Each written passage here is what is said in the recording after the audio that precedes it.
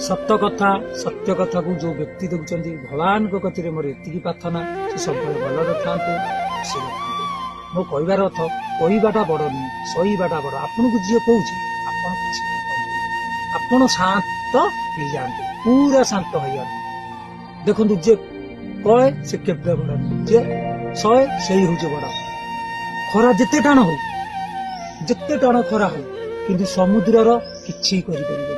समुद्र सांगरे भिन्न हवाकू बाध्य सेही बाग्या आपण समुद्र हो जाते गोटे पत्थर दियोगु इटाडे पकारते बाजिकी पड़े